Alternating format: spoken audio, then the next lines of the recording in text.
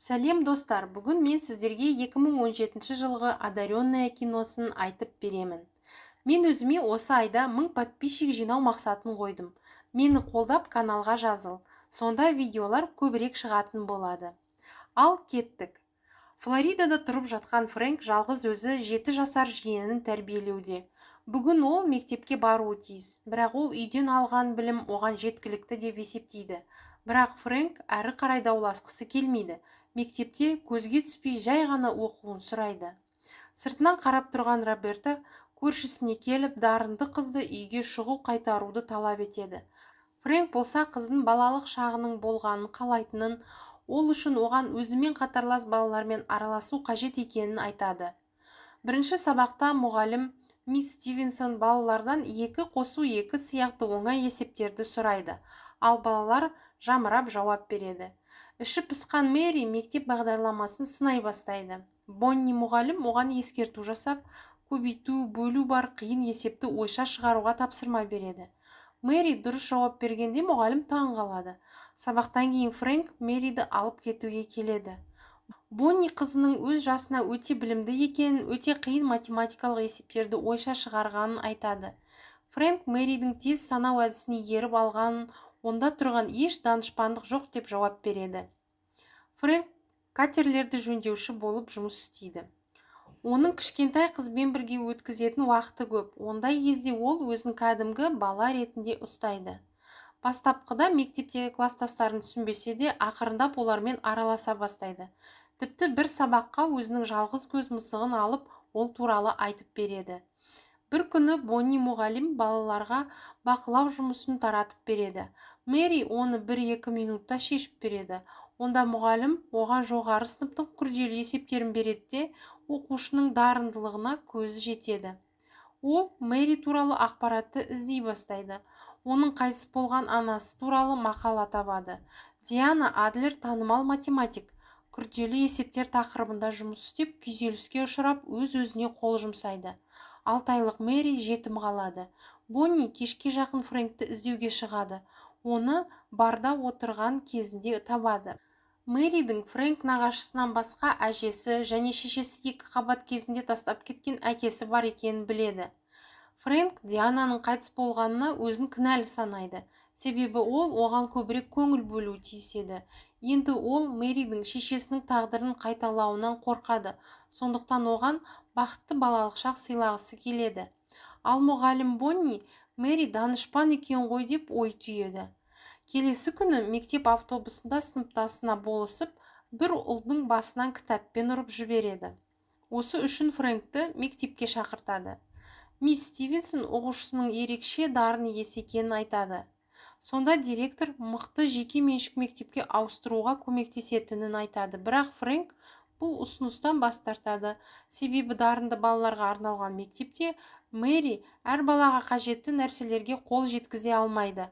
Ал кәдімгі мектепте оқыса, ол әдепті, инабатты болып өседі. Соның өзі жеткілікті деп айтады. Мектеп директоры Фрэнктің шешесіне Мэри немересінің ерекше дарын иесі екенін хабарлапты. Эвелин мақсатқа бағытталған өте қатал адам. Ол баланың өсіп жатқан ортасы оған сай емес деп түйеді. Бұндай жағдайда қалса, қыздың болашағы бұлыңғыр болады. Сондықтан Мэри арнайы мектепте оқып, өзінің өмірін анасы Диана сияқты математикаға арнауы тиіс деп айтады. Фрэнк бұнымен келіспейді. Балаға жарқын болашақ үшін бірінші кезекте бақытты балалық шақ қажет. Ал Диана екеумізде ондай болған жоқ деп айтады. Бір шешімге келе алмағаннан кейін Эвелин ұлына сотқа дайындал. Мен бұл істі былай қалдырмаймын деп ескертеді. Жұма күні Мэри көрші Робертада қонуға қалады, ал Фрэнк барға барады. Бонни да сол жерге келеді. Екі жас бірге ішіп мас боп қалады да Фрэнктің үйіне келеді. Таңертең Мэри мұғалімінің бөлмеден киімсіз шығып бара жатқанын байқайды. Бірінші сот отырысында Эвелиннің адвокаты Мэримен кездесу туралы келісіп алады. Әжесі қызды демалыс күндеріне қалаға алып кетеді.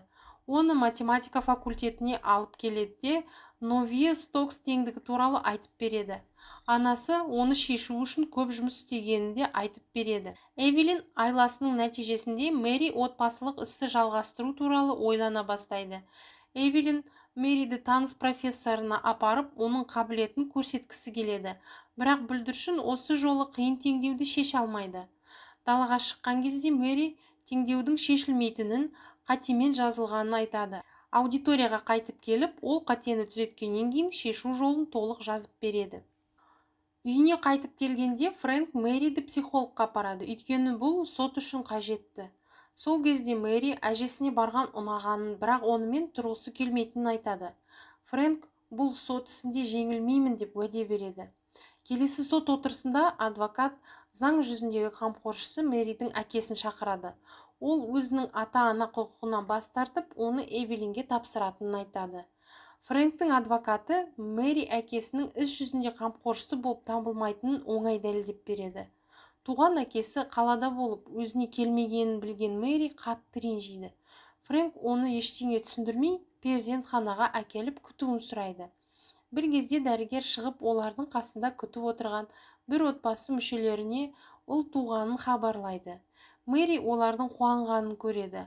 Фрэнк, сен туғанда да осындай үлкен қуаныш болды деп айтады. Келесі сот отырысында біз Фрэнктің Бостон университетінде профессор болғанын, бірақ апасы қайтыс болғаннан кейін оқытуды тоқтатып, жиенін тәрбиелеуге бүкіл уақытын салғанын білеміз.